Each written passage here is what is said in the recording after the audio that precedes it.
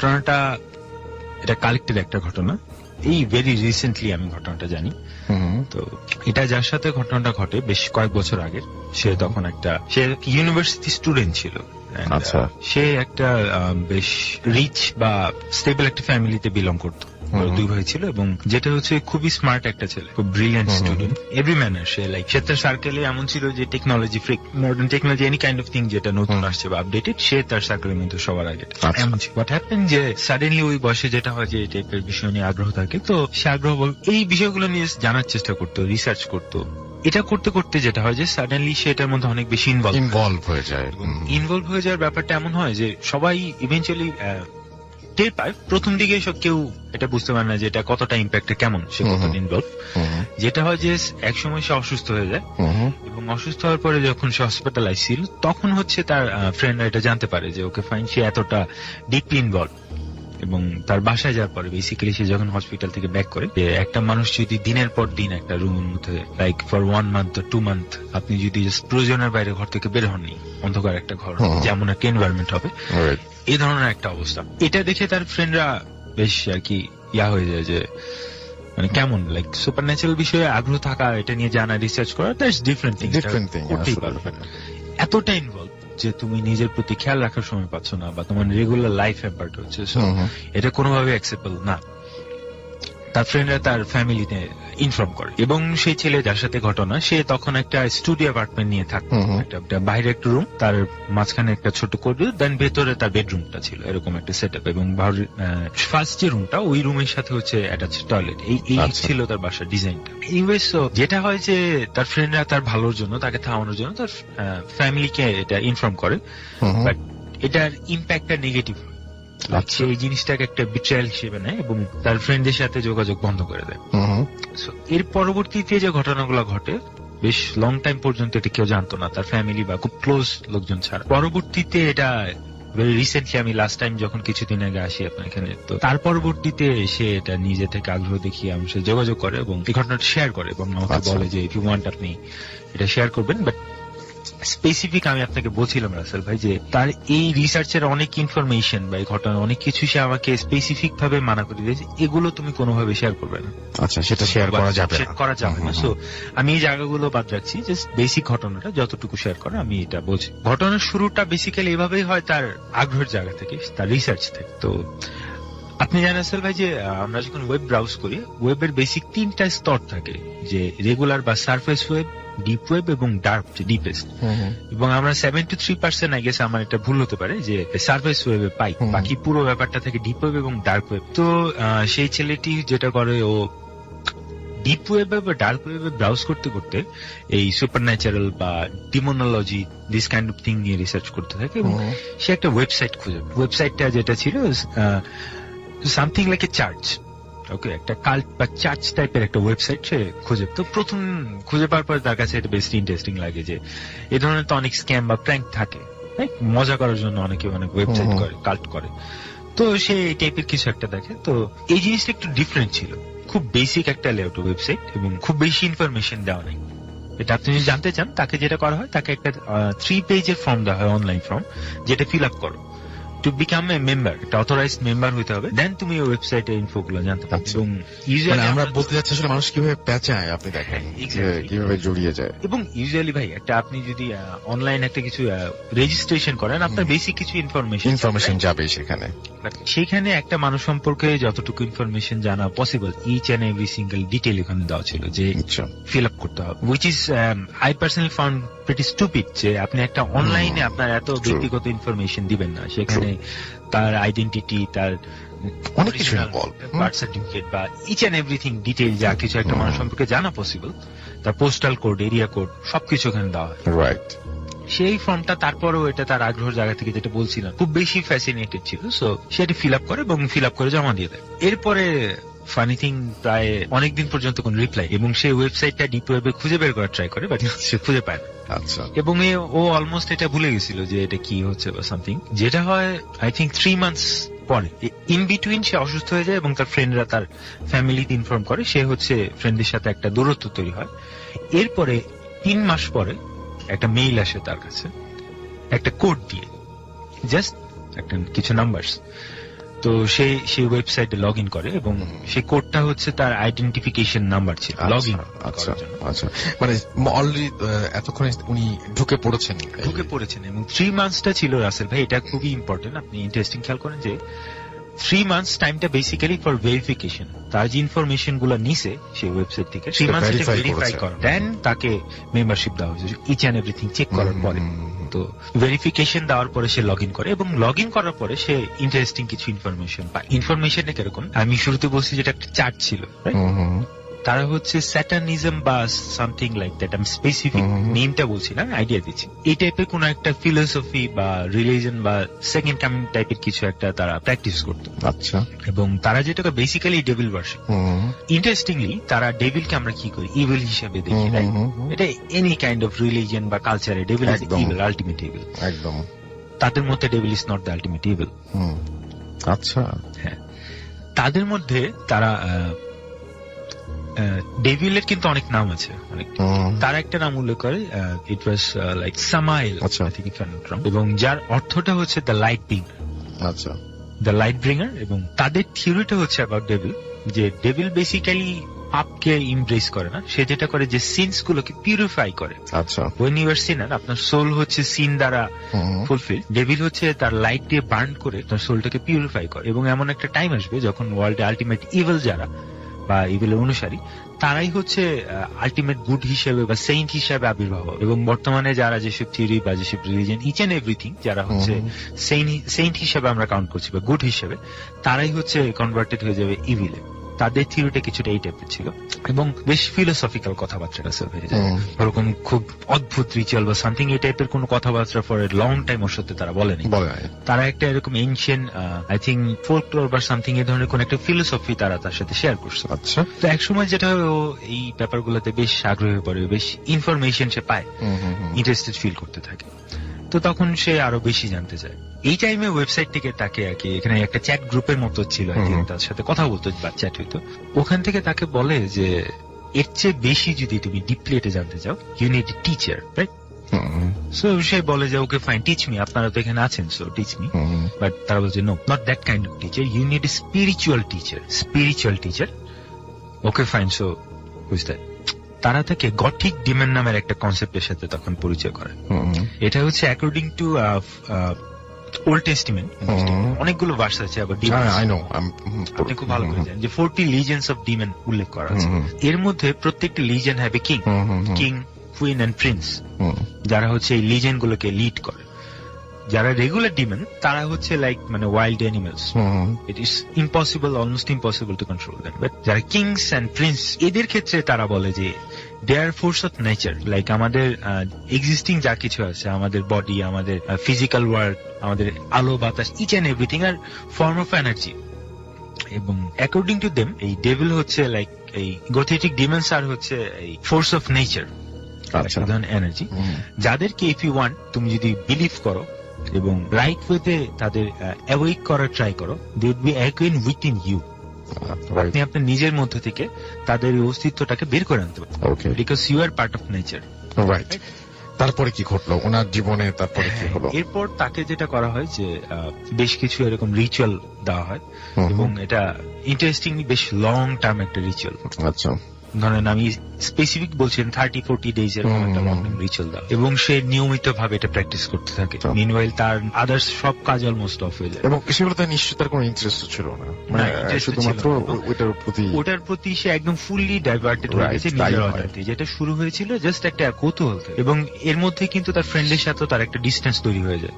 সেটা যে শেয়ার করবে কারোর সাথে এই উপায় নাই, সে কমপ্লিটলি এটার মধ্যে ঢুকে যায়। আচ্ছা, তো ফাইনালি যেটা হয়, যেদিন the last day ritual complete হয়, সে সন্ধ্যা থেকে বসে এটা প্র্যাকটিস করতে থাকে, ইনচ্যান্ট করতে থাকে বা সামথিং। রাতের বেলায় যেটা হয়, সাডেনলি একদম অল দ্য সাডেন, সে এরকম 30-40 ডেজ ধরে এটা প্র্যাকটিস করছে, everything was good, say scared ছিল না, মোটে ইন্টারেস্টেড ছিল। সাডেনলি তার মধ্যে তীব্র একটা আতঙ্ক ভর করে দ্য ফাইনাল ডে, রাতের বেলা। এবং ভয়টা এমন ছিল, সে ফিজিক্যালি লাইক অসুস্থ ফিল করছে। আচ্ছা, যে সে উঠে যায় এবং উঠে তার ঘরের লাইটটা জ্বালিয়ে দেয় এবং ডিসাইড করে যে ওকে ফাইন, হয়তো আজকে আমি লং টাইম এরকম করছি দেখে আমার খারাপ লাগতেছে, আজকের মতো বাদ দিই। সে বাদ দিয়ে খাওয়া দাওয়া করে এসে বসার পরে কিছু অদ্ভুত জিনিসে খেয়াল করে। তার বাসার আশেপাশে তার জানালার বাইরে কিছু সাউন্ড হচ্ছে, আচ্ছা, ইটস লাইক খুব মৃদু কিছু সাউন্ড, কেউ জাস্ট টাচ করছে বা ট্যাপ করছে, এই ধরনের সাউন্ড। সে বেশ ভয় পাইতে থাকে এটা থেকে, যে বেশ কিছুক্ষণ যখন সাউন্ড হয় এবং লাইক ফিস ফিস করে কেউ তাকে ডাকছে এরকম একটা সাউন্ড, তো সে ঘরের সবগুলো লাইট জ্বালিয়ে দেয়। লাইট জ্বালিয়ে দেওয়ার পর ইউজুয়ালি তো লাইট থাকলে আমাদের ভয় কম। খুবই স্বাভাবিক। ফার্স্ট যে ঘটনাটা ঘটে, তার বাইরের রুমে বিবরণ দিচ্ছিলাম যে স্টুডিও অ্যাপার্টমেন্টে থাকতো, বাইরে একটা রুম, রুমের সাথে অ্যাটাচড একটা বাথরুম এবং এরপরে একটা ছোট করিডোর যেটা ক্রস করে তার বেডরুম। এই প্যাটার্নে তার ওয়াশরুমের লাইটটা কেটে যায় আচ্ছা, সাডেনলি। এটা প্রথম হলো ফার্স্ট। আচ্ছা, তারপর সেই রাতে, এটা এক রাতের ঘটনা, এবং সেটা চেক করতে যায়। চেক করে যখন ওয়াশরুমের ডোর ক্লোজ করে আসতেন, সে ফিল করে ওয়াশরুমের ভিতরে হয়তো কেউ আছে। যে অন্ধকার হয়েছে তারপর থেকে অস্তিত্ব টের পাওয়া শুরু করছে। এক্স্যাক্টলি। সে লাইটে দিয়ে চেক করে, কেউ নেই। বাট যখন চলে আসে তার মনে হয় যে ভেতরে কেউ আছে, যে কেউ gently tapping on the door, knock করে, ধাপ ধাপ করে শব্দ করছে, ধাপ ধাপ করে না, খুব জেন্টেল স্মুথ, আস্তে আস্তে আস্তে আস্তে। ছোট একটা বাচ্চা যদি নক করে সে যেভাবে নক করে, খুব খুব জেন্টেল একটা নক। আচ্ছা, সে তার রুমে চলে আসে। নেক্সট টা যেটা হয়, তার টয়লেটের সাথে যে বাইরের যে রুমটা, সেই রুমের লাইটটা কেটে যায়। এইবার হি রিয়েলি গেট স্কেয়ার্ড। এবং এখন যেটা হয়, সে বাইরে কিছু ফুটুপুটু সাউন্ড শুনতে পারে, লাইক হামাগুড়ি দিয়ে বাচ্চারা হাঁটার সময় যেরকম একটা ছোট্ট সাউন্ড হয় না, এমন একটা সাউন্ড। এবং হুইচ ইজ উইয়ার্ড, ধরেন একটা বাচ্চা আপনার পাশের রুমে হামাগুড়ি দিচ্ছে, আপনি সাউন্ডটা পাবেন যে ফ্লোরে, সার্ফেসে, সে সাউন্ডটা পেতে থাকে ছাদে। ছাদে বলতে তার উপরের ফ্লোরে না, তার সিলিং এ, লাইক যেখান থেকে ফ্যানটা ঝুলছে। আচ্ছা, একদম সিলিং এর মধ্যে, আপসাইড ডাউন।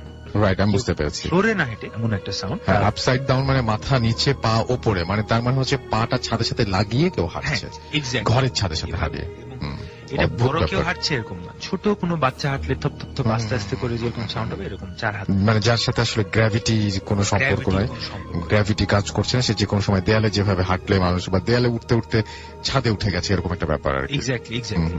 এন্ড যেটা হয়, এই সাউন্ডটা তার টয়লেটের ওখান থেকে ঘুরে ঘুরে ঘুরে ঘুরে তার করিডোর এখান দিয়ে আসছে, ঘুরে আচ্ছা, এই হাঁটার সাউন্ড, এবং একই সাথে ছোট বাচ্চারা অনেক সময় দুষ্টুমি করে হাসে, এই ধরনের সাউন্ড, এবং ফিস ফিস করে তাকে ডাকার সাউন্ড, সেটা ফিল করতে থাকে। এই হুইসপারিং গুলো শুনতে পাচ্ছে। এরপর যেটা হয়, তার করিডোর লাইটটা অফ হয়ে যায়। করিডোর লাইটটা অফ হওয়ার পরে তার রুমের দরজা খোলা, তার বাইরে অন্ধকার। এই পর্যন্ত 3টা লাইট ছিল, 3টা লাইট কেটে গেছে, একটার পর একটা, একটার পর একটা। ওকে, এবং একই দিনে, একই রাতে, এটা কয়েক ঘন্টার মধ্যে ঘটছে। এখন সে ফিল করতে পারে তার দরজার বাইরে ছাদের ওখানে কেউ একজন আছে, তখন একটা ছোট বাচ্চা এজি ফুটফুটি করছে বা হামাগুড়ি দিচ্ছে। In that moment he was totally freaked out, এবং দিক বিদিক শূন্য একটা অবস্থা।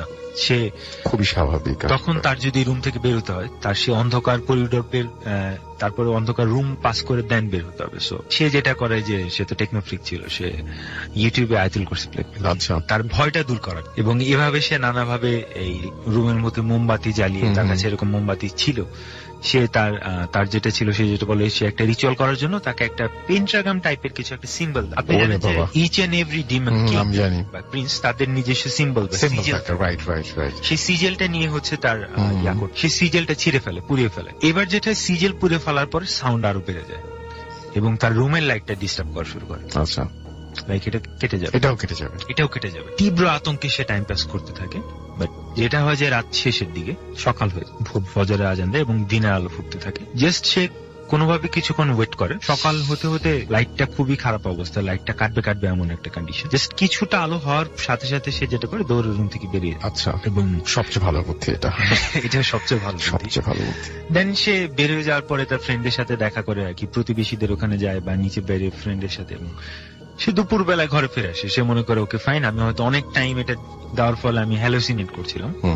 সে ঘরে আসার পরে যেটা দেখে, তার সিলিং এ ছোট বাচ্চাদের হাত পায়ের ছাপ, হোয়াইট কালার সিলিং ছাদে। এটা দেখার পরে সে যেটা করে, সে তাৎক্ষণিক ভাবে ওখান থেকে জাস্ট তার জিনিসপত্র সে চলে যায়। এরপর থেকে সেগুলো কোনো কিছু প্র্যাকটিস করেনি। এই ইভেন্টার সিনের এই জিনিসটা তাকে ফলো করতে থাকে। তার পরবর্তীতে এটা ইম্প্যাক্ট আমি ডিটেল বলবো না রাসেল ভাই, জাস্ট ইম্প্যাক্টে যেটা হয়, তার পড়াশোনা ওই জায়গায় বন্ধ হয়ে যায়, সে কন্টিনিউ করতে পারে। তার একই সাথে রিলিজিয়াসলি ট্রিটমেন্ট চলতে থাকে, এবং একই সাথে হচ্ছে সাইকোলজিক্যালি ট্রিটমেন্ট চলতে থাকে। মানে সায়েন্স এবং মানে ডাক্তারের কাছেও গেছেন এবং হুজুরদের কাছেও গেছেন। প্রায় 1.5-2 বছরের মতো ট্রিটমেন্ট করার পরে সে একটা স্টেবল কন্ডিশনে আসে, এবং এখন তার সাথে এটা হয় না। ফর এ লং টাইম এই ধরনের এখন he is good, he is stable, এবং সে এখন বেশ ভালো আছে, সে বেশ স্বাভাবিক একটা অবস্থায় আছে, তার এখন এই প্রবলেম গুলো হচ্ছে না। তার মধ্যে আমি যেটা খেয়াল করেছি, এই আতঙ্কটা এখনো তার মধ্যে কাজ করছে। প্রায় 1.5 থেকে 2 বছর আছে, ইটস এ লং টাইম। আপনার যদি কন্টিনিউয়াসলি বন্ধু বান্ধব থেকেও দূরে ছিল, সবার থেকে এই টাইমটা, এবং তার কাছে এটা একটা একই সাথে লজ্জা এবং ভয়ের বিষয়, সেটা কারোর সাথে শেয়ার করতে পারেনি। এন্ড এই ঘটনাটা যেটা সিগনিফিকেন্স, যে রাসেল ভাই আমরা সবাই এগুলো নিয়ে আগ্রহ থাকে, আমরা বিশ্বাস করি অবিশ্বাস করি, হঠাৎ করে ট্রাই করতে যাওয়া, যাওয়া, এটা আমি বলবো যে আমাদের অনেকে ইয়াং এজে এটা সবারই, টু বি অনেস্ট আমার নিজেরও ছিল, প্রত্যেকেরই। আমি সেটাই বললাম যে অনেকেরই আগ্রহ থাকে। এবং আমরা যদি ভাই এটাও বলি যে no such thing as demons, okay, ghost, এগুলা ডাজন্ট এক্সিস্ট, তারপরেও কি একটা জিনিস যে এই রিচুয়াল গুলো ইজ লাইক মেডিটেশন প্র্যাকটিস, এবং আপনি যখন ফর লং টাইমে প্র্যাকটিস করবেন, আপনি সাবকনসিয়াসলি যদি এটা একবার বিলিভ করে ফেলেন, সাবকনসিয়াসলি বিলিভ করলে আসলেই প্রবলেম, এটা হতে বাধ্য। ইফ নাথিং সুপারন্যাচারাল এক্সিস্ট, তারপরও আপনি এটা দ্বারা সাফারার হবেন, এবং যদি এমন কিছু এক্সিস্ট করে, সো এটা তো বলার মতো নেই। সো এই ছিল ঘটনাটা, আশা করি সবার ভালো লেগেছে। Thank you so much. Hi listeners, আমি রাসেল বলছি। আমি ধানমন্ডির জিগাতলা থেকে এসেছি। আমি যে ঘটনাটা আজকে শেয়ার করব সেটা হচ্ছে আমার গ্রামে ঘটে যাওয়া একটা ঘটনা। আমার ফ্রেন্ডের কাছে শোনা ঘটনাটা তার দাদার সাথে ঘটছে, সেটা 2010 এর ঘটনা। তো তখন উনি ওনাদের বাড়ির পাশে একটা মসজিদ ছিল, তো ওনাদের বাড়ির বর্ণনাটা আগে দিনই। তো ওনার বাড়িটা ছিল একটা পুকুরের পাশে। তো পুকুরের পাড় দিয়ে যখন পুকুরের পাড় দিয়ে যাতায়াত করতে হয়, তো আরেক পাশে ছিল জঙ্গল। তো উনি প্রতিদিনই প্রায় মানে মুয়াজ্জিনের কাজটা উনি করতেন, তো মানে ভাল লাগতো। তো উনি আজান দিতেন রেগুলার আজান। আচ্ছা। তো ঠিক উনি ঘড়ি দেখতে হতো না।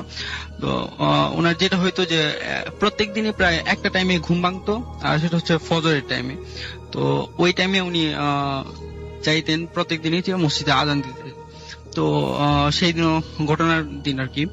তো ওনারও ঘুম ভাঙার পর উনি আর ঘড়ির দিকে খেয়াল করে নাই।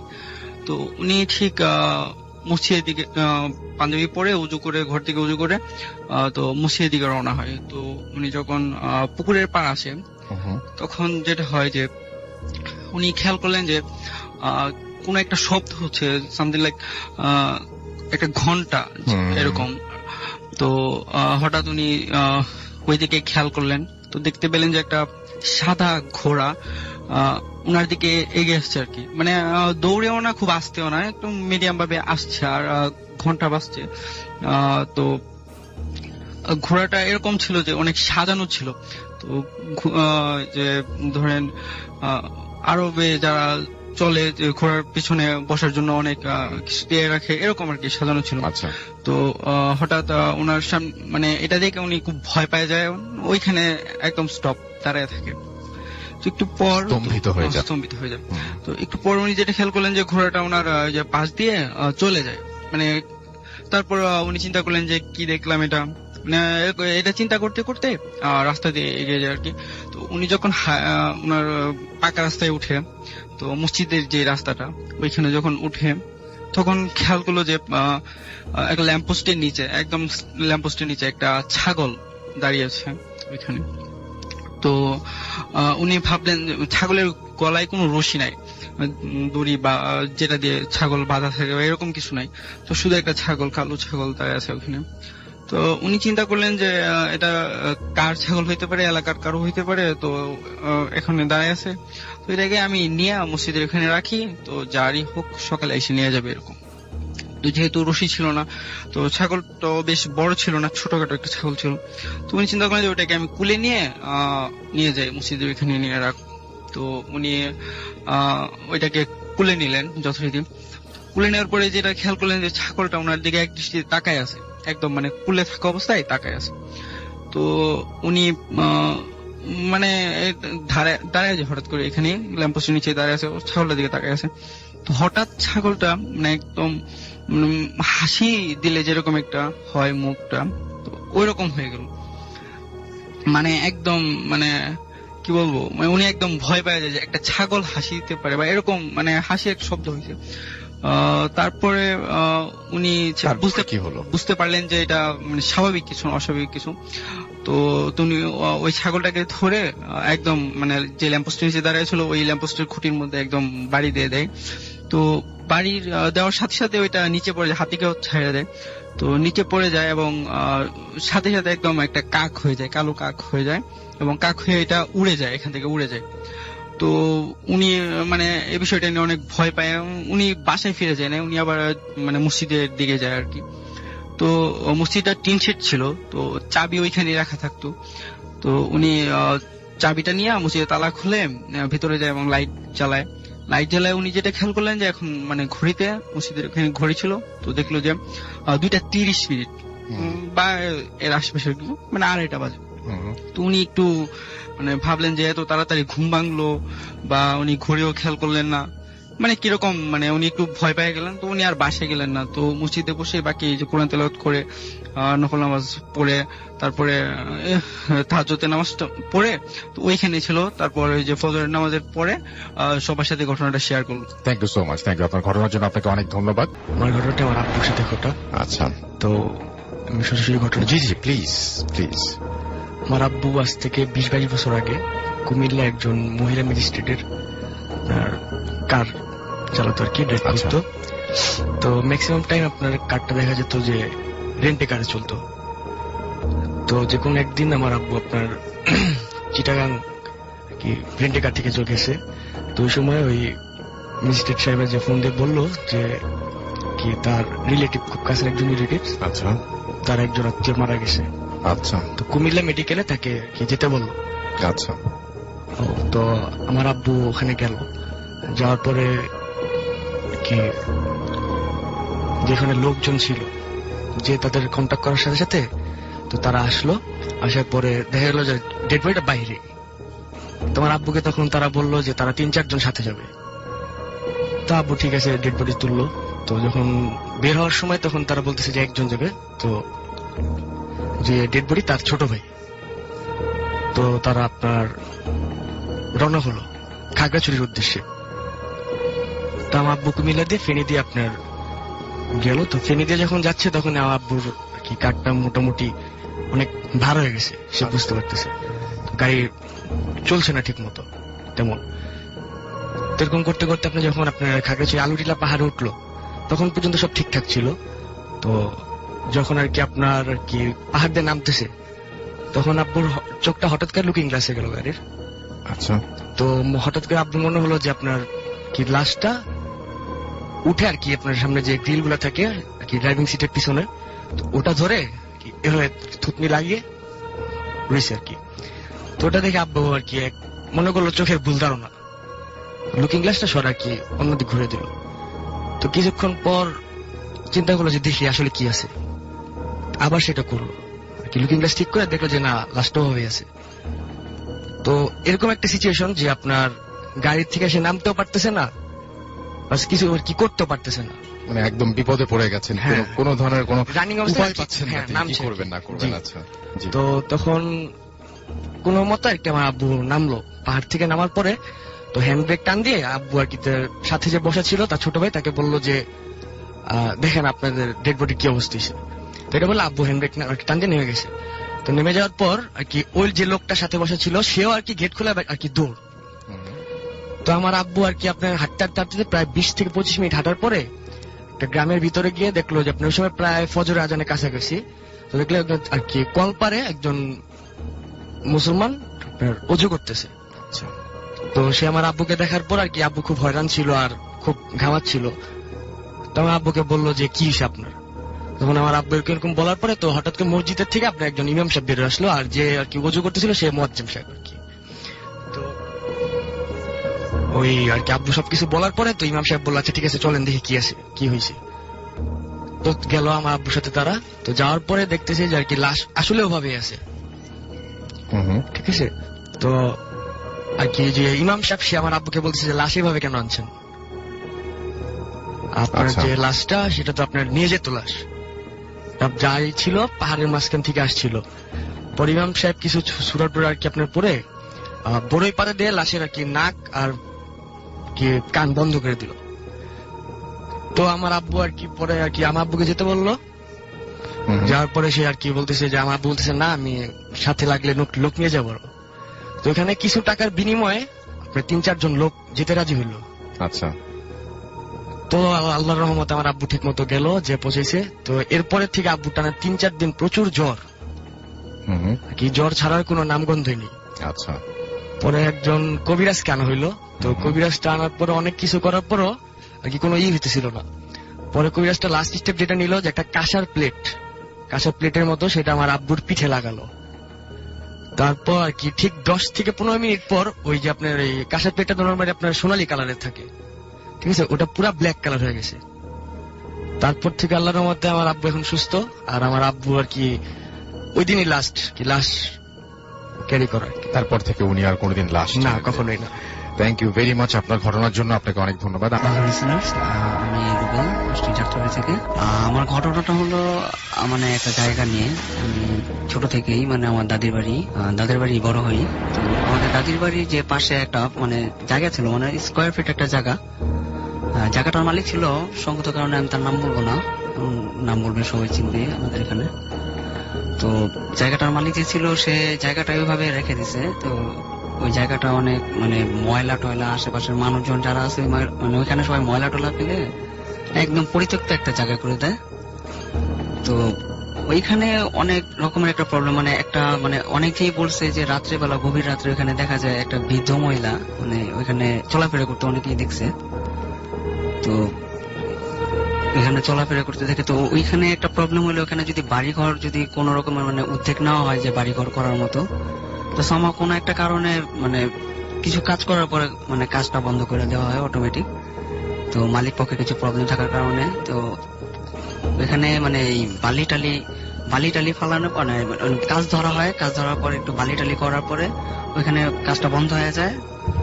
তো ওইখানে ছেলেরা মানে তারপরে মানে মোটামুটি ওইখানে ছেলেরা আশেপাশে যে মানে ছেলেরা থাকতো এলাকার, আপনি বলতে যাচ্ছেন যে ওইখানে কোনো কিছু করতে হলে সেটা অটোমেটিকলি মানে কোনো না কোনো প্রবলেমের কারণে বন্ধ হয়ে যায়। আচ্ছা, এটাই কি ঘটনা না আরো কিছু আছে? না, আরো কিছু বলতে লাস্ট মানে এইগুলো মানে ওইখানে বাড়ি একদম কমপ্লিটলি মানে ওই জায়গাটা আরেকজনের কাছে হ্যান্ড ওভার করে দেয়। সে ওইখানে বাড়ি কমপ্লিট করে ফেলে, বাট সেই বাড়িটা এখনো কেউ উঠতে পারেনি। হ্যালো রাসেল ভাই, এবং hello to all the ব্রুথ FM listeners. আমি অস্ট্রেলিয়া থেকে বলছি, অস্ট্রেলিয়া সিডনি থেকে। আমি এখন যে ঘটনাটি বলবো এটি রোজির কাছ থেকে শোনা। রোজি আমার বাসার অপোজিট সাইডে ওল্ড রুমে থাকে। তো আমার বাসার পাশেই আবার একটি পার্ক আছে। সেই পার্কে যখন আমরা যাই হাঁটাহাঁটি করি, তো তখন বিভিন্ন কথাবার্তা, বয়স্ক মানুষরা তো সারাদিন কারোর সাথে কথাবার্তা বলার সুযোগ পায় না, তো তারা একটু সুযোগ পেলে কারোর সাথে একটু কথাবার্তা বলে। এটাই হয়তো তাদের দিনের প্রথম, কারোর সাথে ভালো ব্যবহার, ভালো কথাবার্তা এরকম বলে। সো আমি এই পার্কে বসে থাকা অবস্থায় বৃদ্ধ রোজির কথা শুনেছি, তার জীবনের একটি স্ট্রেঞ্জ ঘটনা। সে নিজে বেশ আগ্রহ করে বলছিল এবং আমি শুনছিলাম। ঘটনাটি ঘটে রোজির সাথে। রোজির বয়স যখন 14 বছর, আর রোজির জন্ম আয়ারল্যান্ডে, এবং এই ঘটনাটি যখন ঘটে তখন রোজি আয়ারল্যান্ডেই থাকে। তো রোজির 14তম জন্মদিনে রোজির বাবা মা রোজিকে একটি অ্যান্টিক মিরর গিফট করে। মিররটি ছিল প্রায় 2.5 থেকে 3 ফিটের মতো লম্বা এবং 1.5 ফিটের মতো পাশে। তো রোজিটি আয়নাটি পেয়ে বেশ খুশি হয়। আয়নাটি চারপাশে সোনালী রঙের ফ্রেমে বাঁধানো ছিল এবং বোঝায় যে আয়নাটি বেশ পুরনো। তো আয়নাটি যখন রোজি তার রুমে লাগায় এবং প্রথম আয়নাটির সামনে যায়, যাওয়ার পরে সে দেখে আয়নাতে তাকে অসম্ভব সুন্দর লাগছে, মানে এত সুন্দর তাকে আর কখনোই লাগে নাই। এবং এই আয়নার সামনে সে যতবারই যায় সে ততবারই নিজেকে নিজে দেখে মুগ্ধ হয়ে যায়, আমরা যেটাকে নেফারসিজম বলি। তো রোজি ওরকম নেফারসিজম হয়ে যায়, সে যতবারই আয়নার সামনে যাচ্ছে ততবারই তাকে এত সুন্দর লাগছে।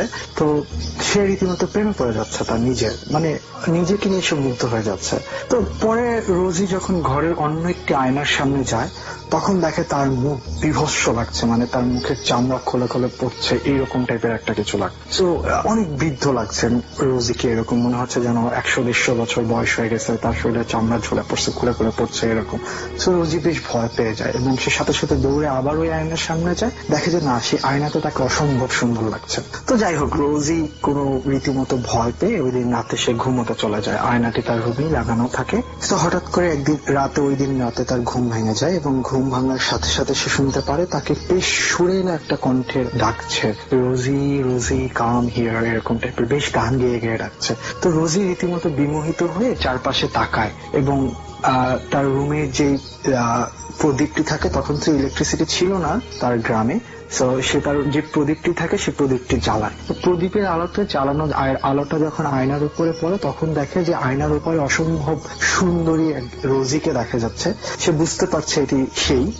তো ওই রোজি তাকে ডাকছে, খুব সুরেলা কণ্ঠে ডাকছে। তো রোজি রীতিমতো বিমোহিত হয়ে আয়নার সামনে চলে যায় এবং চলে যাওয়ার পরে দেখে যে ওই পারের যে রোজি আছে সে রোজি হাত বাড়ায় এবং এই পারের যে রোজিও হাত বাড়ায়। হাত বাড়ানোর সাথে সাথে রোজি আয়নাটি টাচ করার সাথে সাথে রোজি যেটা ফিল করে, 2-3 সেকেন্ডের জন্য তীব্র ইলেকট্রিক শক এবং চারিদিক অন্ধকার। হঠাৎ করে রোজি আবিষ্কার করে সে আয়নার ওপারে চলে গেছে এবং সে যখন তাকায়, তার রুমের দিকে তাকায়, সে দেখে আয়নার থেকে তার রুম দেখা যাচ্ছে এবং দেখে যে রোজির নিথর দেহটা আয়নার সামনে পড়ে ফ্লোরে। সো রোজি তখন সাথে সাথে বেশ চিৎকার করা শুরু করে। সে ভাবছে, সে আমাকে যেটা বলেছে তার মনে হচ্ছিল সে হয়তো মারা গেছে, এরকম কিছু। সো রোজি এরকম বেশ ভয় পায় আর চিৎকার চেঁচামেচি শুরু করে, কিন্তু রোজি আয়নার ওপারে আটকা পড়ে গেছে এবং এটা হচ্ছে একটা সমুদ্রের পারে যদি একটা 10x10 যদি একটা কাচের বক্স দিয়ে রাখা হয়, সে এই 10x10 জায়গাটুকুর মধ্যে হাঁটতে পারছে। সে দেখছে চারিপাশে সমুদ্র,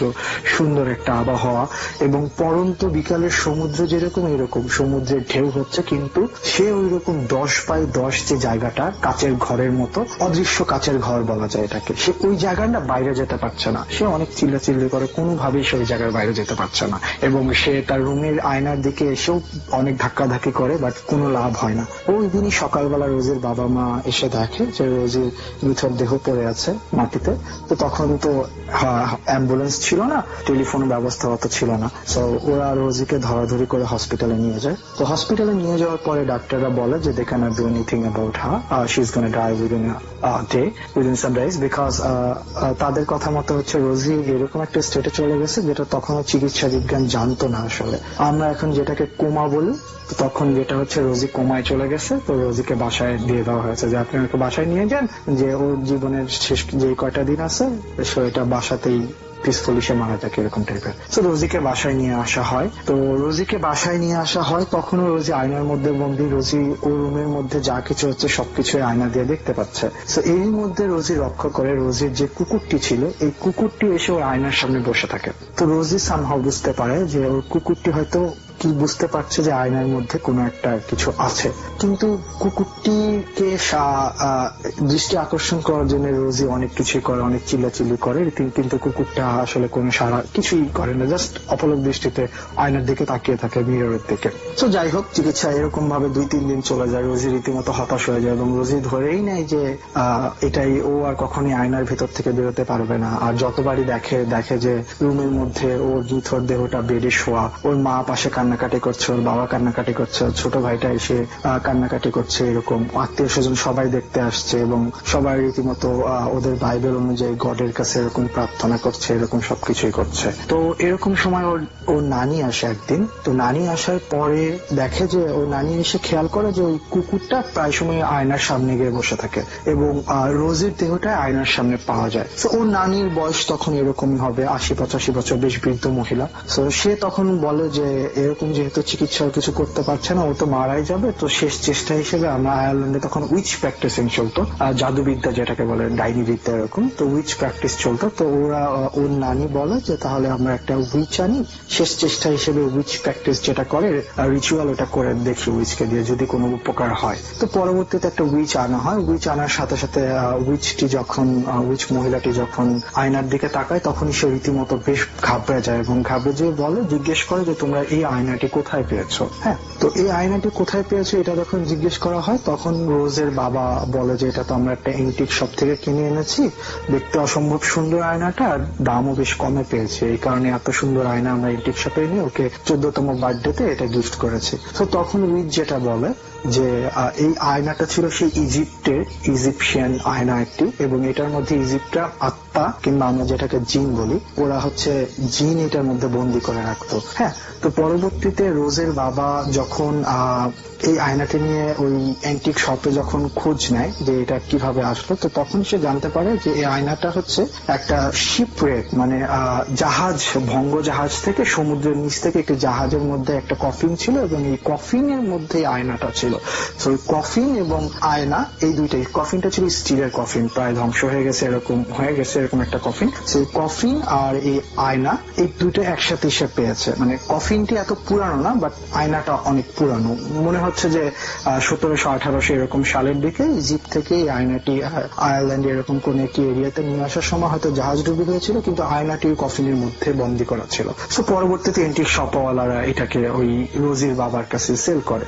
তো যখন এরকম ভাবে উইচটি প্রথম দিন আসলো, তো বলে যায় যে ও সেকেন্ড দিন আসবে, সে চেষ্টা করে দেখবে যে রোজিকে আয়না থেকে বের করা যায় কিনা। এবং উইচ এটাও বলে যে যেই জিনটা হচ্ছে আয়নার ভেতরে ছিল, সেই জিনটা হচ্ছে রোজি কুমারী হওয়ার কারণে এবং ওর বয়স 14-15 এরকম হওয়ার কারণে রোজিকে ওই জিনটা ফুসলে ফাসলে আয়নার ভেতরে নিয়ে গেছে, এবং ওই জিনটা ওই রোজিকে আয়নার ভেতরে নিয়ে সামহাও ওই জিনটা বের হয়ে গেছে আয়না থেকে। তো পরবর্তীতে উইচ আসলো, উইচ প্র্যাকটিস করার সাথে সাথে উইচ যেভাবে প্র্যাকটিস করে বিভিন্ন রিচুয়াল করার পরে রোজি হঠাৎ করে ফিল করে যে তার নিঃশ্বাস, সে আয়নার ভিতর থেকে ফিল করে তার নিঃশ্বাস বন্ধ হয়ে যাচ্ছে, চারিদিক অন্ধকার হয়ে যাচ্ছে, এবং এরকম অবস্থায় সে বুঝতে পারে যে সে জ্ঞান হারাচ্ছে আয়নার ভেতরে, এবং সে ফিল করে সে তীব্র আলোর মধ্যে দিয়ে যাচ্ছে, লাল নীল আলো খুব দ্রুত একটা কিছু ট্রাভেল করছে এরকম, এবং পরক্ষণে সে বড় একটি নিঃশ্বাস নেয়, এবং নিঃশ্বাস নেওয়ার সাথে সাথে সে ফিল করে যে রোজি তার দেহে ফিরে এসছে, এবং রোজি জেগে যাওয়ার সাথে সাথে দেখে যে তার বাবা মা চারপাশে, এবং উইচটা তার পায়ের কাছে বসে প্র্যাকটিস রিচুয়াল করছে তখনও, আর বাবা মা খুশিতে কান্নাকাটি শুরু করে দেয়। রোজিও অনেক খুশি হয়ে যায় যে এতদিন পর্যন্ত সে আয়নার মধ্যে বন্দী ছিল, সে ছাড়া পেয়ে গেছে। তো পরবর্তীতে চিকিৎসা বিজ্ঞান রোজিকে যেই সমাধান দিয়েছে, আরো পরে সে যখন ডাক্তারদের সাথে এই বিষয়ে কথা বলেছে, তার জীবনে একটা ইভেন্ট এরকম একটা ঘটনা ঘটেছিল। তো চিকিৎসা বিজ্ঞানের ডাক্তাররা যেটা বলেছে যে রোজি কোমাতে চলে গিয়েছিল, এবং কোমাতে গেলে এরকম অনেক ঘটনা আছে যে কোমাতে যে ব্যক্তি চলে যায় সেই ব্যক্তি চারিপাশে সবকিছু নিয়ে সচেতন থাকে এবং সে দেখতে পারে, বাট সে কোনো একটা জায়গায় আটকা পড়ে থাকে। লাইক অনেকের ক্ষেত্রে এরকম হয়েছে যে কোমাতে চলে গেলে সে দেখে যে বিশাল বড় একটা নদীর ভিতরে সে একা একটা নৌকাতে বসে আছে, চারিপাশে অথই নদী আর কোনো কিছু নাই, সে ওই জায়গা থেকে বেরোতে পারে না, বাট সে সামহাও সবার কথাবার্তা শুনতে পারে, কেউ অনেকে দেখতে পারে যে কি হচ্ছে না হচ্ছে তার চারপাশে এরকম। সো সায়েন্স এটাকে এখনো ব্যাখ্যা দিতে পারে না যে কোমাটা আসলে কোন লেভেলে, কোমাটা আসলে কি জন্য হয়, এবং কোমার মেন্টাল কোন স্টেটে চলে যায় এটা আসলে জানে না। এটা সায়েন্স এখনো অনেক চেষ্টা করছে জানার। তো রোজের সাথে এই ঘটনাটি হয়েছিল, রোজ আমার সাথে এটাই শেয়ার করেছে, আমি আপনাদের সাথে শেয়ার করলাম। আশা করি সবাই আল্লাহর অশেষ রহমতে ভালো থাকবেন। আল্লাহ হাফেজ। আমি ক্যানবেরা অস্ট্রেলিয়া থেকে বলছি। আজকে কাজের ব্রেকে আমি আমার ফ্রেন্ডের সাথে অ্যাকচুয়ালি কথা বলছিলাম। সো কথা বলার সময় সে আমার সাথে একটা স্টোরি শেয়ার করেছে। So actually what a coincidence, ওই ফ্রেন্ডটা হচ্ছে যে যার সাথে যে আমরা জার্ভিস পে গেছিলাম, সে ওই 4 জনের মধ্যে একজন ছিল মাইকেল। সো মাইকেল আমাকে যেটা বলছিল, মাইকেলের ঘটনাটা হচ্ছিল একটা রোডের উপর বেস করে, মানে সে ওই ইনফ্যাক্ট এই ঘটনাটাও নিউ সাউথ ওয়েলসে। সো আমি জানি না নিউ সাউথ ওয়েলস নিয়ে এত ঘটনা কেন আছে অস্ট্রেলিয়া, বিকজ এই স্টেটটা অনেক বড় এবং Australia is A mysterious continent. কারণ যেখানে এত মানুষ কম, জাস্ট জঙ্গলে, পাহাড়ে, স্ট্রিমস এন্ড সাগরেই ঘেরা, এখানে তো আমি মনে করি প্যারানরমালের অস্তিত্বটা বেশি থাকবে হয়তো, বিকজ এখানে মানুষজনের টাচ খুবই বেশি। কারণ ধরেন নিউ সাউথ ওয়েলস ধরেন অথবা নর্দার্ন টেরিটরি, এরকম স্টেটে মানে কিছু জায়গা আছে যেখানে আধুনিকতা ধরেন বা মানুষের টাচই পড়ে নাই, এরকম অনেক জায়গা আছে। ইভেন আমিও ট্রাভেল করেছি অনেক জায়গায় এরকম, যে এখানে অনেক রিমোট, মানে খুবই নীরব। সো এনিওয়েজ ওই সুবাদে মাইকেল আমাকে একটা ঘটনা বলছিল। মাইকেল একবার ওর আসলে ওর কাজিন থাকতো বেটসম্যান বে নামক একটি জায়গায়, যেটিও নিউ সাউথ ওয়েলস এর একটি শোর অঞ্চল, মানে একটি কোস্টাল অঞ্চল, একটি কোস্টাল স্মল টাউন বেটসম্যান বে। সো বেটসম্যান বে আমি নিজেও গিয়েছি। বেটসম্যান বে রাস্তাটা মানে অনেক অনেক অনেক ডেয়ারিং ভাই, মানে কি বলবো আপনাকে রাসেল ভাই, আপনি বিলিভ করবেন না, মানে ইটস লাইক টেকনিক টেকনিক্যালি মানে আপনি যদি বান্দরবন ট্রাভেল করে থাকেন যে এরকম পাহাড় ঘেঁষে রাস্তা, কিন্তু রাস্তাগুলো একটু চওড়া বাট ভেরি ডেয়ারিং টার্নিংস, এবং একদিকে পাহাড়, উঁচু পাহাড় উঠে গেছে হাজার হাজার ফিট উপরে, আর নিচে হচ্ছে আপনার প্যাসিফিক ওশান। সো খুবই চ্যালেঞ্জিং একটা ট্র্যাক। সো মাইকেল যেটা বলছিল যে সে ওর কাজিনের সাথে একবার উইকেন্ড কাটাতে বেসমেন্ট বে যায়। সো যথারীতি সে উইকেন্ড কাটিয়ে সানডে অ্যারাউন্ড 9:30-10 সে ডিনার করে ওর কাজিনের কাছ থেকে বিদায় নিয়ে সে আর তার আরেকটা ফ্রেন্ড ওরা ক্যানবেরার উদ্দেশ্যে রওনা দিচ্ছে। সো আমি আপনাকে বলে রাখি রাসেল ভাই, ক্যানবেরা থেকে বেসমেন্ট বে যেতে লাগে গোটা 2.5 ঘন্টার মতো। So it's not actually that fur, because খুবই কম ট্রাফিক থাকে ওই রোডে এবং রোডটা খুবই ফ্রি থাকে, বাট অনেক ডেয়ারিং টু ড্রাইভ, অনেক চ্যালেঞ্জিং। সো মাইকেল অ্যাকচুয়ালি আসছিল, সে পাহাড়ের ভিতর দিয়ে এই পাসগুলা যাচ্ছে, স্নেক পাস বলে ওইটাকে, ওইটা টার্নিং গুলা যাচ্ছে, সে চালাচ্ছে on the speed limit. So all the sudden সে যেটা খেয়াল করলো যে ওর সামনে, গাড়ির সামনে জঙ্গলের ভিতর থেকে দুটো অনেক বড় সাইজের ক্যাঙ্গারু ওর গাড়ির সামনে এসে পড়লো। সো সে কি করলো, because the road was free, say kangaroo গুলোকে কাটিয়ে সে রং সাইডে দিয়ে গেল, গিয়ে ক্যাঙ্গারু গুলাকে পাস করে সে আরবার তার লেনে চলে আসলো। এন্ড দেন ওনারা, বিকজ ক্যাঙ্গারু গাড়ির সামনে পড়া এবং ক্যাঙ্গারু মারা অস্ট্রেলিয়াতে খুবই রেগুলার একটা প্র্যাকটিস, খুবই স্বাভাবিক, বিকজ এত রিমোট আর ওয়াইল্ড লাইফ অস্ট্রেলিয়াতে যে হাইওয়েতে এরকম পড়তেই পারে। আমরা যে সময় সিডনি মেলবোর্ন চালিয়ে যাই, অনেক শখানিক ক্যাঙ্গারু আমরা আমাদের ট্রাভেলে দেখি যে রাস্তায় মরে পড়ে আছে। সো এটা একটা regular practice. So according to that Michael এটা আসলে পাত্তা দেনি, সে গাড়ি চালাচ্ছিল।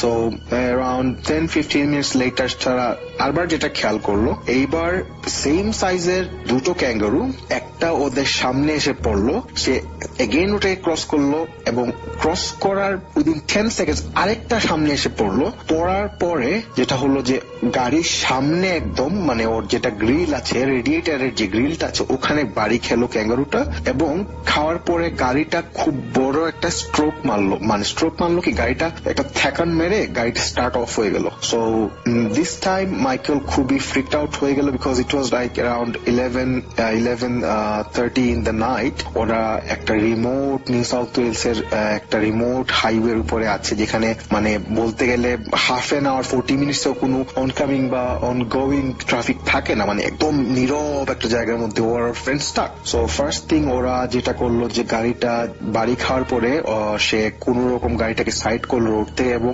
ইমার্জেন্সি লাইটস গুলো জ্বালিয়ে ওরা ভিতরেই আসলে ডিসাইড করছিল যে বাইরে গিয়ে দেখবে কিনা না। Okay fine. পরে লাইক হাফ এন আওয়ার পরে ওরা ডিসাইড করলো যে না, আমরা একটা কাজ করি, যে আমরা বাইরে বের না হই, গাড়িটা আমরা লক করে ভিতরে থেকে আমরা ইমার্জেন্সি সার্ভিসে ফোন করি। সো আসলে অস্ট্রেলিয়ার এইকে যদি আপনার পরিচিত কেউ থাকে রাসেল ভাই, অস্ট্রেলিয়া আপনি জিজ্ঞেস করলে জানতে পারবেন যে অনেক সময় অস্ট্রেলিয়ার কোস্টাল বা রিমোট আপনি এরিয়াতে গেলে ফোনের নেটওয়ার্কটা পর্যন্ত থাকে না। সো অ্যাকচুয়ালি ওদের নেটওয়ার্ক সেম জিনিসটা ওদের সাথেও হচ্ছিল, যে নেটওয়ার্ক আসছিল যাচ্ছিল, ওরা আসলে নেট পাচ্ছিল না। সো ওরা গাড়িতে আসলে বসা। সো লাকিলি আফটার 15-20 মিনিটস ওদের নেটটা ফোনে অ্যাপিয়ার করলো, and then they straightaway called emergency support, যেটা road highway road and assistance team যেটা, ওটাকে ফোন করলো। এন্ড দেন ফোন করার পরে ওদের লোকেশন অটোমেটিক লোকেট করতে পারছে ইমার্জেন্সি টিম, এন্ড ওরা বললো যে it will take a good 2 to 3 hours so to reach, because মানে ইমার্জেন্সি টিমের যেটা আপনার সেন্ট্রাল যেটা ওই এরিয়াতে, ওইটা আপনার ওই ব্যাক টু লাইক ক্যানবেরা থেকে ইমার্জেন্সি টিম যেতে হবে, গিয়ে আপনার ওদেরকে রিসিভ করে নিয়ে আসতে হবে। সো ওরা বললো fine, okay we will wait in the car. And by the time সব ওরা কনভারসেশন কনফার্ম করে আপনার ওয়েট করছিল। It was like around 12:30। So ওরা গাড়িতে আসলে বসে আছে রীতিমতো, এন্ড লাইট টাইট অফ করে দিয়ে ওরা জাস্ট চুপচাপ বসে আছে। And then like Michael lit up a cigarette and he was talking to his friend. All the sudden সে যেটা দেখলো যে ভাইয়া, মানে রাসেল ভাই ও দেখার জন্য আসলে তৈরি ছিল না। ওর ফ্রেন্ড ওকে ট্যাপ করে ওর রাইটে দেখতে বললো, মাইকেল দেখো ওটা কি।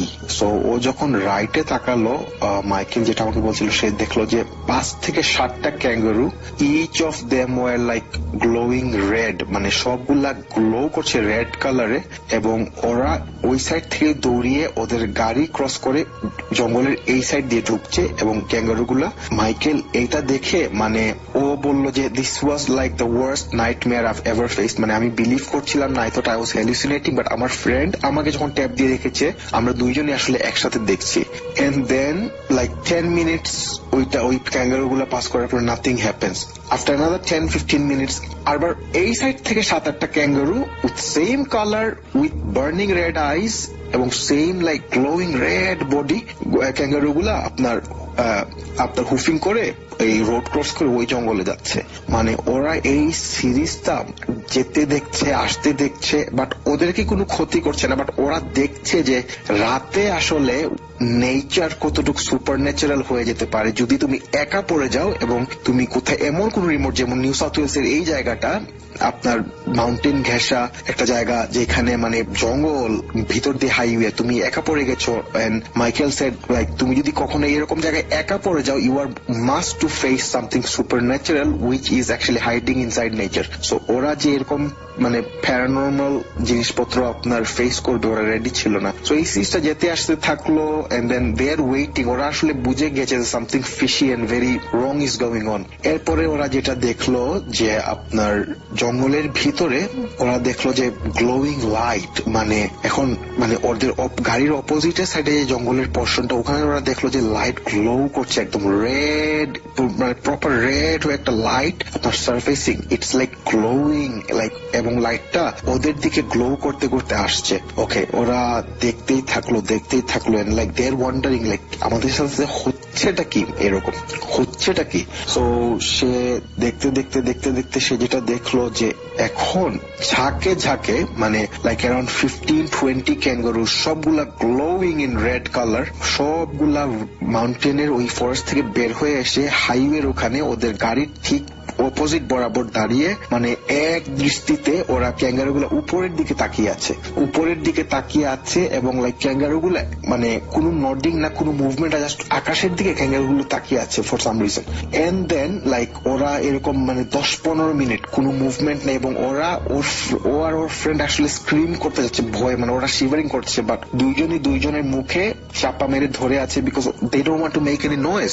So and then at one point like 10-15 minutes এরকম ক্যাঙ্গারু গুলা দাঁড়িয়ে আছে, কোনো কথা নাই, বিকজ এগুলা রাসেল ভাই ক্যাঙ্গারু এরকম গ্লো কেন করবে? there's something paranormal going in it. এগুলো জিনও হতে পারে যেগুলো ক্যাঙ্গারুর ফর্ম নিয়েছে, লাইক বিকজ আমরা জিনের জায়গা, আমরা দুনিয়াতে এত বেশি মানে আমরা কি বলবো, আমরা ইনহ্যাবিট করেছি, আমরা অকুপাই করছি, ওদেরও তো থাকার জায়গা থাকতে হবে। সো আই বিলিভ এটা জিনেরই কোনো display, because Australia is a vast continent আর এত খালি জায়গা পড়ে আছে, হয়তোবা ওরা এখানেই বাসা বাড়ি নিয়ে রেখে ফেলেছে, লাইক ওরা এখানেই ওদের বাসস্থান করে ফেলেছে জঙ্গলে। এবং in this experience of Michael, এই ক্যাঙ্গারু গুলো আই এম শিওর ইট ওয়াজ জিন, ওরা কমিউনিকেট করছে, ওরা এক সাইড থেকে আরেক সাইডে যাচ্ছে, probably they are doing their business. But Michael মানে কি বলবো, হি সেড লাইক আমি ভেরি স্পেশাল, আমি এরকম একটা এনভায়রনমেন্টে রাতে আমরা দুইটা ফ্রেন্ড একা অ্যাবান্ডেন্ট একটা জায়গায় পড়ে গেছি এবং আমরা we experience the shock of our life time. Like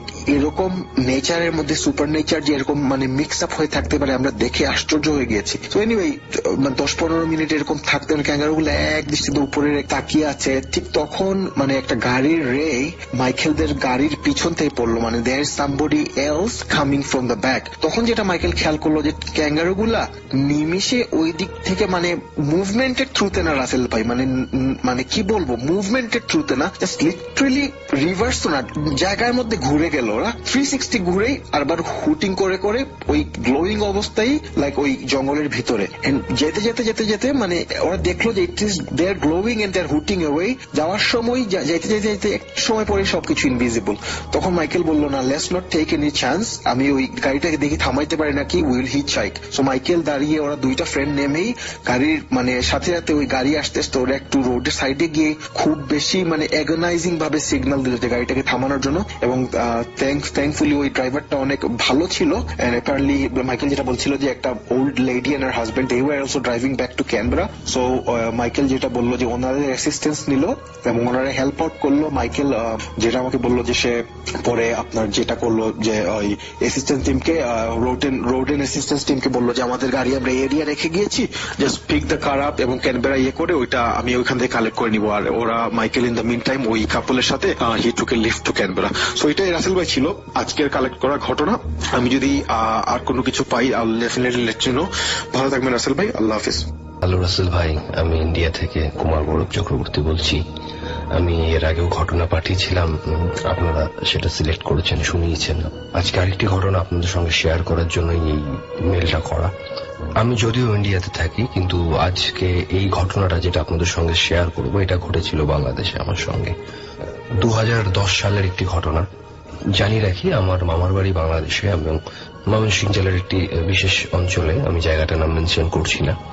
ছোটবেলা থেকেই আমি যখন মামার বাড়িতে যেতাম, তখন যখন ফ্যামিলির আড্ডা বসতো, তা সেই আড্ডাতে আমাদের সামনে খুব একটা এই ব্যাপারগুলো শেয়ারেবল ছিল না তখন, কিন্তু আলোচনায় বুঝতাম যে আশেপাশে কোনো একটি জায়গায় কিছু হন্টেড ঘটনা ঘটে এবং সেই অভিজ্ঞতা মোটামুটি আমাদের মা, আমার মাসি, আমার মামা, যারা যারা আমার ফ্যামিলিতে রয়েছেন মামার বাড়ির দিকে, প্রত্যেকের সঙ্গে কোনো না কোনো ঘটনা ঘটেছে ওখানে। তা আমরা যখনই সামনে যেতাম সেই বৈঠকিতে এই ঘটনাগুলো তারা অ্যাভয়েড করতো, কিন্তু যতই হোক আমি বুঝতাম। তা একটা কথা আমার কানের মধ্যে বেজেছিল, সেটা ছিল হসপিটাল মাঠ। ওটা আমার মাথার মধ্যে ছিল। তা আমি 2010-এ আমি একবার ঘুরতে নিজেই যাই ইন্ডিয়া থেকে বাংলাদেশ। তখন আমার বয়স 21। তখন আমার যে মামাতো দাদা, তার সঙ্গে আমি ব্যাপারটা শেয়ার করি যে আমি এরকম শুনেছিলাম, আমি সেখানে যেতে চাই। তা সে প্রথমেই আমার কথা শুনেই আমাকে পুরোপুরি না করে দেয় যে না, ওখানে তোমাকে নিয়ে যাওয়া যাবে না।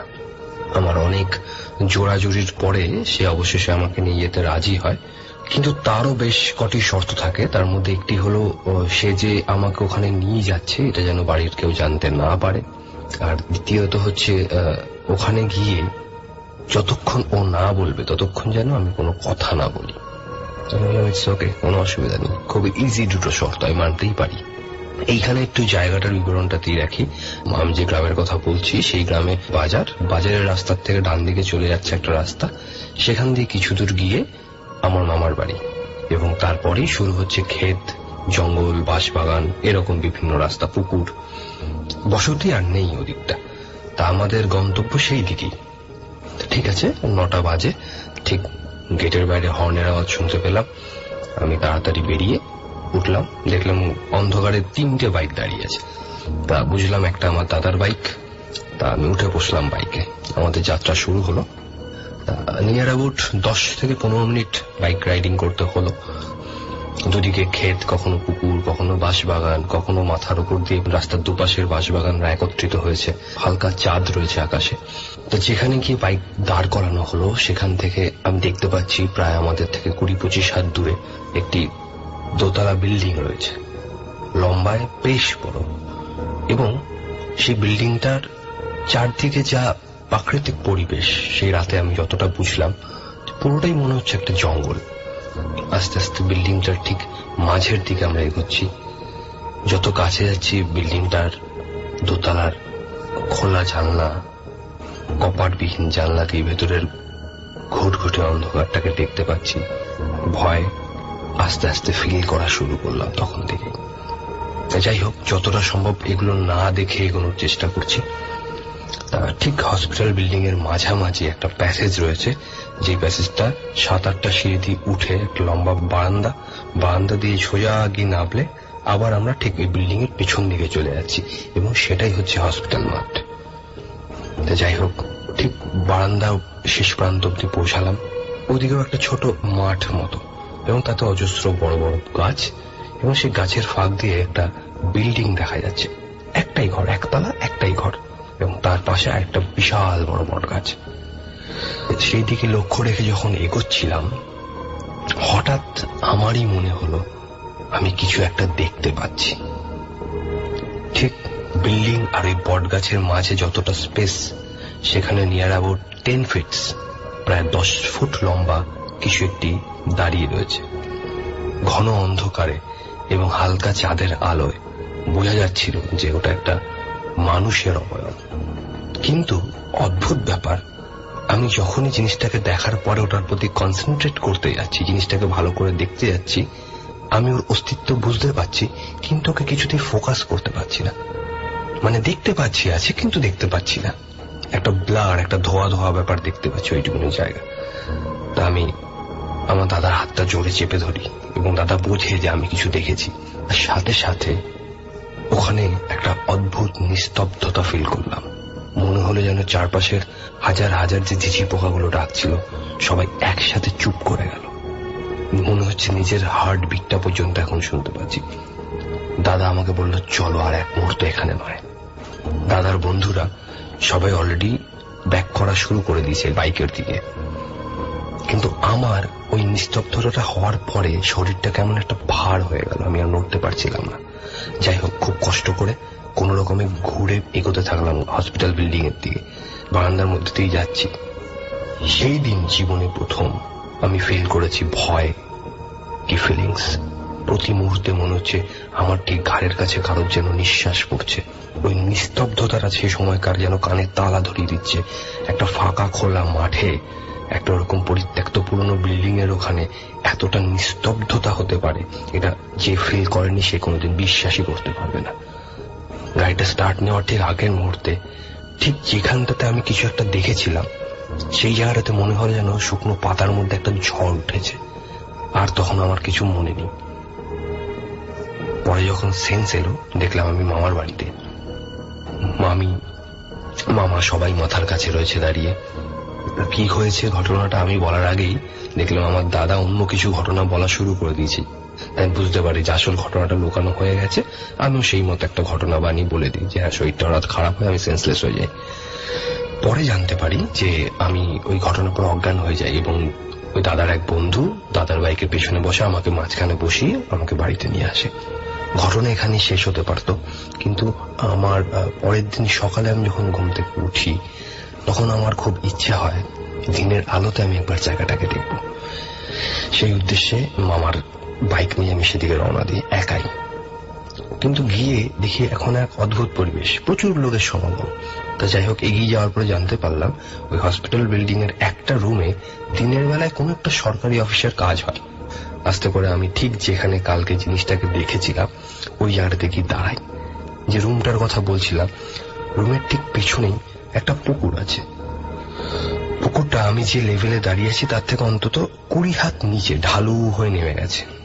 ওই দিকটাতে আবার তখন কোনো লোকজন নেই, যারা রয়েছে সবাই হসপিটালের সামনের দিকে রয়েছে। আস্তে করে নামলাম ঢাল দিয়ে খুব সাবধানে, কারণ শুকনো পাতার মধ্যে সাপ থাকতেই পারে। জলের কাছাকাছি যখন গেছি তখন কিছুক্ষণ দাঁড়ালাম, বেশ ভালো লাগলো জায়গাটা। পাখি ডাকছে, বেশ ভালো। কালকে রাতের সিনারি আর এই মুহূর্তের ঘটনার মধ্যে কোনো মিল খুঁজে পাচ্ছি না, এত ভালো লাগছে। তো যাই হোক, ফিরবো বলে যখন ঘুরলাম, ঘুরে যে বট গাছটার কথা বলেছি তার বেশ কিছু শিকড় বাকড় দেখলাম মাটির বাইরে এসে রয়েছে, ওই ঢালুর মধ্যে দিয়ে উপচে রয়েছে। যখন তাকালাম শিকড় বাকড় গুলোর দিকে, দেখলাম তার নিচে প্রায় 7-8টা 1 হাত মতো সাইজের মাছ পড়ে রয়েছে। তার মধ্যে কিছু মাছ আঁচড়ের দাগও নেই, 2-3টে মাছ আঁচড়ানো, জাস্ট মনে হয় যেন ধারালো নখ দিয়ে কেউ মাছগুলোকে আঁচড়েছে কিন্তু খায়নি।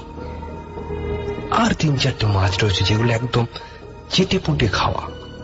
মানে কুকুর, বেড়াল বা শেয়াল কখনো ওরকম ভাবে মাছ খেতে পারে না, কিন্তু এখানে মাছের মাথা এবং মাছের যে কাটা সেটা পুরোপুরি রয়েছে, কিন্তু গায়ে 1 ফোঁটা মাছ লেগে নেই। এটা কোনো পশুর খাওয়া হতে পারে না। যাই হোক, ওখান থেকে ফিরে এলাম। ঘটনাটা সারা জীবন মনে রাখবো। আমি সবসময় ঘটনাটি সবার সঙ্গে শেয়ার করি, আপনাদের সঙ্গেও করলাম। আশা করি ভালো লেগেছে। ভবিষ্যতে আরো ঘটনা পাঠাবো। বাই রাসেল ভাই। তো এসব বলতে বলতে আমি নাচু আপনাদের সামনে আসলাম। তো আমি মূল কথা, বাদশা ভাই যত সুন্দর ঘটনা বলতে পারে সেটা আমার কল্পনারও অতীত ছিল। তাই তো আমি ওনার চ্যানেলে আজকে ঘটনা বলে দেখতে চাই যে আসলে ওনার চ্যানেলে কে কে লাইক কমেন্ট শেয়ার করেন, আর যে জায়গার থেকে লাইক কমেন্ট শেয়ার করেন তো তাদেরকে জানাচ্ছি আমি কলির সাথে ভালোবাসা। মূল কথা, ভালোবাসার কখনো ভাগাভাগি হয়নি, আর কখনো হবেও না। কেন এই কথাটা বলছি? তখন সালটি ছিল আপনার 2003 সাল, আর আমার সাথে যে সময় ঘটনাটি ঘটেছিল 2003 সাল, আর এখন চলে 2025 সাল। তো আমার সাথে যে ঘটনাটি ঘটেছিল, সত্যি সত্যি এটা একটি মর্মান্তিক ঘটনা বটে, আর সাথে সাথে এটি একটি কষ্টকর বিষয় বটে। তবে আমি যত মর্মান্তিক হোক আর যত কষ্ট করে হোক, আমি সবকিছু তাদের সাথে মানিয়ে নিতে সক্ষম। তো সেদিন আমি যখন আপনার দোকান থেকে আমার বাড়ির থেকে, আমার বাড়ি হচ্ছে আবার 8 গ্রাম, আর কুমিল্লা জেলা 8 গ্রাম, আর আমার বাড়ি থেকে প্রায় 15-16 কিলোমিটার রাস্তা দূরে এসে আমার দোকান। মূলত আমার দোকানটা শহরে পড়ছে, আর আমার গ্রাম থেকে আমি প্রতিদিন আসা দোকানপাট খুলি। তো 8টার সময় বাসাতে পথ দিয়ে, প্রায় 6টার দিকে পথ দিয়ে দিই, আর 8টার সময় হলে আমি দোকানে আসি, আসা দোকানপাট খুলে বসি, তো বিক্রিবাট্টা করি। তো সেই দিনও আপনার আমি বিক্রিবাট্টা করতেছিলাম, তো করতে করতে প্রায় রাত 12টার কাছাকাছি হয়ে গেছিল। তো সেদিন আবার আপনার কোরবানি ছিল, তো কোরবানি 3 দিন নাকি 4 দিন সম্ভবত সামনে ছিল। তো এত পরিমাণ ঝামেলা ছিল যে বলার বাহিরে। তো এত পরিমাণ ঝামেলার মাঝখানেও আমি আপনার একটু সময় পাইনি যে খানা দানা খামো, বাইরে বাড়ি একটু প্রস্রাব করবো, সেই সময়টুকু আমি বাহিরে বাড়িতে একটু খানা খাবো, সেই খানা খাওয়ার টুকুরও টাইম পাইনি। তো এইভাবে আমি সারাদিন বিক্রি বাট্টা করতে করতে করতে করতে প্রায় রাত 12টা বেজে গেছে। তো গ্রামের রাস্তাঘাট আইতে যাইতে আপনার হয়তো ভ্যান নেই, তাহলে নিজের সাইকেল দিয়ে যেতে হয়। তখন আবার মোটর বাইকের যুগটা একটু কম ছিল। এখন যেরকম মোটর বাইক আছে, তখন মোটরের গাড়ি ছিল না বললেই চলে। তখন আমি সেই মাটির রাস্তা দিয়ে একটি সাইকেলে উঠে আমি ছোটখাটো একটি টর্চ লাইট মূলত আপনার জ্বালিয়ে আমি আসতেছিলাম বাড়ির দিকে। তো বাড়ির দিকে আসতে গেলে আবার আপনার আমাদের এলাকায় একটি গুরুস্থান আছে, আর একটি পুরাতন শ্মশান আছে গুরুস্থানটার সামনে। তবে শ্মশানটি অনেক পুরাতন হয়ে যাওয়ার কারণে শ্মশানটির নাম পড়ছে কি আপনার মরাঘাটি শ্মশান। তো মরাঘাটি শ্মশানের নামটা মূলত এই কারণে পড়ছে, কারণ এই শ্মশানে মূলত যারা পূর্ণ আত্মা তাদেরকে শুধু পুরা দেওয়া যায়, যারা অপূর্ণ আত্মা তাদেরকে বাড়ির সাইডে ফিডে পুরা দিলে না হতে, সেখানে বিশ্বাসদের আনাগোনা বেশিরভাগ থাকে। তো আমিও সেদিন আসতেছিলাম রাত 12টার সময়। তো আস্তে আস্তে আমি প্রায় যখন গোরস্থানটা পাড়ি দিতে যাব, ঠিক তখনই আমি দেখতে পাই যে একদল লোক সেখানে একটা খাটিয়া নিয়ে আসতেছিল আর ছোরা বলতেছিল। তখন লোকটি খাটিয়া নিয়ে আসতেছিল আর ছোরা বলতেছিল। তখন আমি ভাবলাম হয়তো বা কোনো মনের ভুল ত্রুটিও হতে পারে, তাই আমার কোনো কথাই বলিনি। না বলার কারণে আমি সেই খাটিয়াটি দিয়ে আমি আপনার পিছনে পালিয়ে যাব। তখন দেখলাম যে খাটিয়ার সবাই জানাজা ধরছে, তো আমিও জানাজা ধরলাম। তো জানাজা ধরার পরে এত রাত্রে জানাজা ধরে যখন আসবো, তখন দেখি রাত প্রায় 1:30 কিংবা 25 হবে এরকমের কাছাকাছি।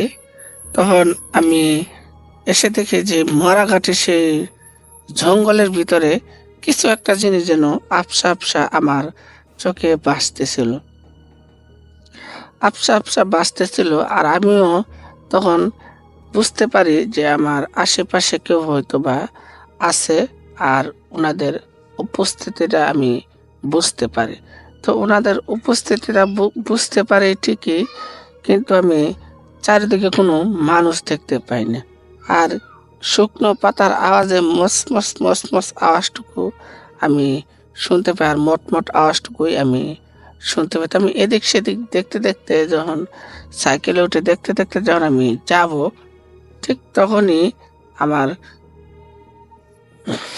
চোখের সামনে ভেসে ওঠে সেই জিনিসগুলি, যে জিনিসটি আসলে আমার দেখাটা উচিত ছিল না, আর ওনাদের সামনে পড়াটাও আমার উচিত ছিল না।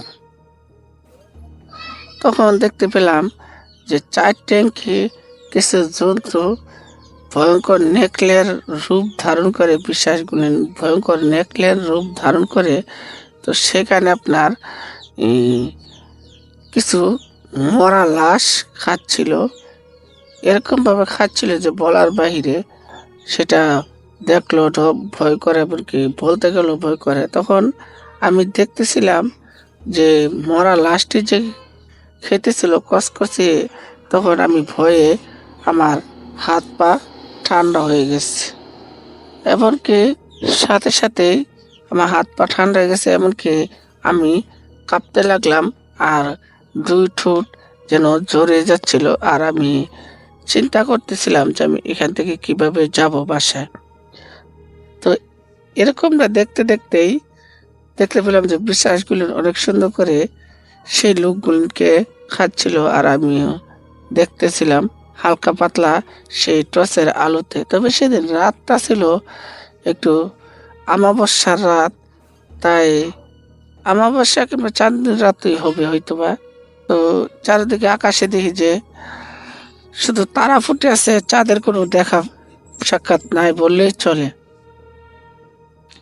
তো ঠিক একই রকম ভাবে যখন আমি দেখতেছিলাম, তখন আমার সমস্ত শরীরে ভয়ে কাঁপন উঠে যায়। আর এমনকি আমার 2টি ঠোঁট, একটি ঠোঁট আরেকটি ঠোঁটের সাথে আমি লাগাতে পারতেছিলাম না, আমার কাছে এরকম লাগতেছিল। এই দৃশ্যগুলি দেখে আমি মূলত আপনার যে ভয়টা পাইছিলাম, তখন আমি হেস করে উঠলাম, হেস হেস করতেছিলাম। তারা তুমি ক্যাডা এখানে, তুমি ক্যাডা এখানে যখন করতেছিলাম, তখন দেখতেছিলাম যে সেই যন্ত্রগুলি যেন আমার দিকে তেড়ে আসছে। তখন আমি যে জায়গাতে লড়ে একটা দৌড় দেব, সেই সাহস এমনকি সেই শক্তিটুকু যেন আমার কাছে অবশিষ্ট নেই। তখন আমি এই জিনিসটা রিয়েলাইজ করতে থাকি যে আমি এখান থেকে কিভাবে যাব আমি ভাবতে থাকি। তখনই আমার মায়ের মুখটা আমার চোখের সামনে ভেসে ওঠে। তার কারণে আমার শরীরে কিছু শক্তি সঞ্চয় হয় যে আমাকে ছাড়া আমার মায়ের কেউ নেই। তো এই ভাবতে ভাবতে আকাশ কুসুম ভাবতে ভাবতে দেখি যে সেই জন্তুগুলি যেন আরো আমার কাছে আসছিল। তখন আমি সাইকেলে উঠে বসবো, তখনই দেখতে পেলাম যে সাইকেলের সেই চেইনটা যেন ছুটে গেছে। আর যত আগাবো ততই শ্মশানে সে বিশ্বাস বাড়বে, কারণ এটা জানা কথা, কারণ পুরোটি রাস্তায় বিশ্বাসে রাত্রেবেলা বিচরণ করে। তখন রূপে সে বিশ্বাসগুলি যখন আমার দিকে আসতেছিল তেরে বেড়ে, তখন আমি দূরতে আমার আন্টির বাসাও ছিল, তার কিছুটা একটু দূরে, প্রায় 1 কিলোমিটার রাস্তা দূরে হইব আমার আন্টির বাসাটা। তখন আমি দূরতে হঠাৎ করে আমি একটি গর্তে পড়ে যাই। তবে সেই গর্তটি যেন কেউ একজন তো করছে, না করলে তার গর্তটি হওয়ার কোনো অবকাশই আমি দেখি না। তখন আমি সেই গর্তে পড়ে আমি ভাবতেছিলাম যে আমি এখান থেকে কিভাবে উঠবো কারো সাহায্য ছাড়াই। তখনই দেখতে পেলাম সেই নিকলের উপর বিশ্বাসগুলি চারপাশ খুঁজতেছিল, ঘুরতেছিল, আর বলতেছিল আজকে বা তোর শেষ দিন হতে পারে। তখন এই কথা বলতেছিল, তখন আমি আরো বেশি করে ভয় পাইতে থাকি। এমনিতে আমি ভয়ে একদম গুটি সুটি মেরে গেছি। যখন এই কথা বললো, তখন যেন ভয় আমাকে পেয়ে বসলো। তো এই সব কিছু ঘটনার যখন ঘটতেছিল তখনও আমার যেন কিছুতে কিছু নিস্তার নাই বললেই চলে। তখন আমি আবার যখন দূর দিচ্ছিলাম তার আগে আমি একটা তান্ত্রিককে দেখতে পাই, সেও একজন তান্ত্রিক কালো জাদু করে। তখন আমি সেই তান্ত্রিককে দেখতে পাওয়ার পরে তান্ত্রিককে বলে উঠলো, তুই কি এটা তুই কি করলি? আজকে তুই কেন আমাদের শ্মশানে এসে পাড়া দিলে? তো তখন আমি বললাম যে আমি আপনাদের শ্মশানে এসে পাড়া দিইনি, মূল কথা যেটা, আমি এই রাস্তা দিয়ে যেতেছিলাম তখনই আমি এই রাস্তার মধ্যে আটকে যাই। যখন কথা বলতেছিলাম তখন ওরা বলতেছিল যে আজকে আমরা তাজা মাংস খাবো, তাজা রক্ত খাবো। অনেক দিন হয়ে গেল তাজা মাংস এমনকি তাজা রক্ত খেতে পারছি না। এই শ্মশানের মরা দেহটাও খেয়ে এতদিন বেঁচে আসছিলাম। তখন ওনারা ওই কথা বলতে থাকে, তখন আমি খুবই ভয় পাইতে থাকি যে আমি এখান থেকে কিভাবে বাহিরে যাব, যে আমি এখান থেকে কিভাবে বাহিরে যাব সেই জিনিসটি আকাশ কুসুম চিন্তা করতে থাকি। তখন চিন্তা করতে করতে তখন এই যে প্রায় 3টা বেঁচে গেছে অলরেডি, কারণ 4:30টায় আজান দিয়ে দিব। তখন আমি এই দৃশ্যগুলি আমি দেখতেছিলাম আর আল্লাহর কাছে পাড়া চাচ্ছিলাম, হে আল্লাহ তুমি আমাকে রক্ষা করো, তুমি আমাকে মুক্তি দাও। যখন এই কথা বলতেছিলাম ঠিক তখনই যেন আমি কিছুর তানের শব্দের আওয়াজ পাই। তবে মুখে শুনেছি পিশাচটা নাকি বেশি মানুষ পছন্দ করে না, এমনকি ওরা নাকি ঢোলের বাড়ি পছন্দ করে না। তখন এই কথা বলার পরে আমি যেন আরো সুন্দর করে হেঁটে হেঁটে যাচ্ছিলাম, তখনই সেই লোকটি এসে আমার হাত ধরে বলে যে আজকে তোমার রক্ত খাবো। যখন এই কথা বলছে তখন আমি ভয়ে খুবই ভয় পাইতে থাকি, আর এমনকি ভয়ের সাথে সাথে আমি অনেক প্রচন্ড পরিমাণ ডরাতেও থাকি, আর এমনকি আমার গায়ের নোম সম্পূর্ণ দাঁড়িয়ে গেছে। আর এত পরিমাণ ভয়টা আসলে লাগছে, কারণ আমি কখনো ভয় টই পেতাম না, কারণ সেদিন আমি একটু বেশি যেন ভয় পেয়েছিলাম। তখন সে বিশ্বাস রূপের নেকলেস দেখি এই আমার সামনে আছে, তো এই আমার সামনে নাই বললেই চলে। তখন এইসব কাণ্ড কারখানাগুলিও আমার সাথে ঘটতেছিল, আর আমি চিন্তা করতেছিলাম আমি এখান থেকে কিভাবে বের হয়ে আসা যায়। তো এই আকাশ কুসুম চিন্তা করতে করতে আরেকটা জিনিস ভাবলাম, হয়তো বা আমি প্রাণে বেঁচে যাবো কিন্তু খাদ্যর জন্য ঠিকই এই জায়গায় মারা যেতে পারে, তা আবার ঘুরে বিশ্বাসটা আমাকে খেয়ে নিবে। তখন আমি এই জিনিসটি চিন্তা করতে করতে প্রায় অনেকক্ষণই এই জিনিসটি চিন্তা করতে থাকি। তো চিন্তা করতে করতে আমার মাথায় যখন কিছুই আসতেছিল না, তখনই হঠাৎ করে এক কবিরাজের কথা আমার মনে পড়েছে। সেই কবিরাজ বলেছিল যে রাস্তাঘাটে কোনো বিপদ হয় তাহলে অবশ্যই তুমি এটা দিয়ে তুমি ঝাড়ফুঁক করলে তুমি বাইরে চলে আসতে পারো। তখন সেই সাধুর দেওয়া সেই তাবিজটা আমি সেদিন ব্যবহার করতে শুরু করলাম। তখন ব্যবহার করার পরে সাধুর সে তাবিজ থেকে যখন ব্যবহার করতে লাগলাম, তখনই সম্পূর্ণ বিশ্বাস যেন আমার চোখের সামনে পুড়ে গেল আর এমনকি মারা গেল।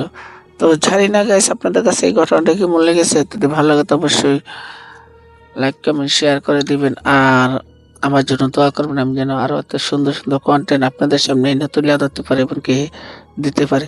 যারা এখনো লাইক কমেন্ট শেয়ার করেনি আমার পেজটিতে, তো তাড়াতাড়ি আপনারা করে দেবেন আমার ইউটিউব আইডিতে। আর একটা বিষয় হয়তো আপনাদেরকে বলা হয়নি, 2025 সালের উপলক্ষে অনেকে অনেক ধরনের কন্টেন্ট দিচ্ছে, কিন্তু আমি আপনাদের জন্য এই কন্টেন্টটাই বানাতে পেরেছি।